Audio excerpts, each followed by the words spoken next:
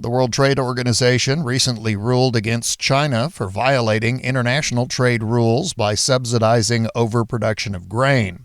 Although it was a big win for the United States, grains economist Dr. Kim Anderson at Oklahoma State University said it won't mean too much for at least a few years. For hard red winter wheat producers, it would have little impact because China, one, does not import very much. They might import about 6% of their annual consumption of wheat.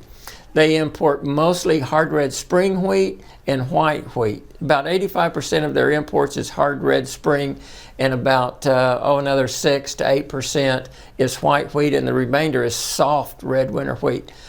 You look back over the last 5 to 10 years, China has not imported any hard red winter wheat. And that's by design. Dr. Anderson said that China's strategy of encouraging overproduction is to gain leverage in the world market. China, their goal was to first become self-sufficient in wheat production because there is a relatively large importer of wheat. They accomplished that. Then they said they wanted to be self-sufficient in corn production.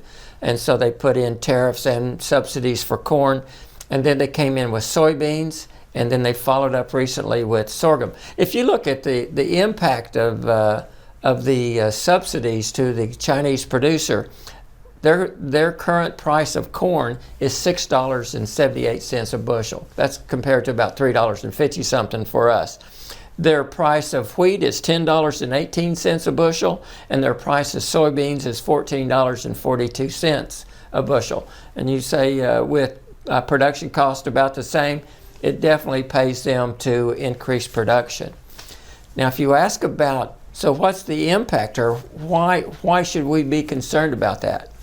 Well, one is less exports to China, so it impacts our price, but because of the high prices, the Chinese producer overproduce, and so they have to put it in storage. And we're talking a large amount. According to Dr. Anderson, China is expected to hold 52% of world wheat ending stocks this year, compared to 10% for the United States. For corn, China 60% versus 14% U.S., and cotton, China 40%, the United States 5.7%. Those excess stocks in China weigh heavy on the market and result in a lower world price for those products, because China, when they get tired storing it, they just have essentially a yard sale on that product. It drives down the world. One is holding down the world price, but it drives it down even further, and the market doesn't know when they're going to put all this excess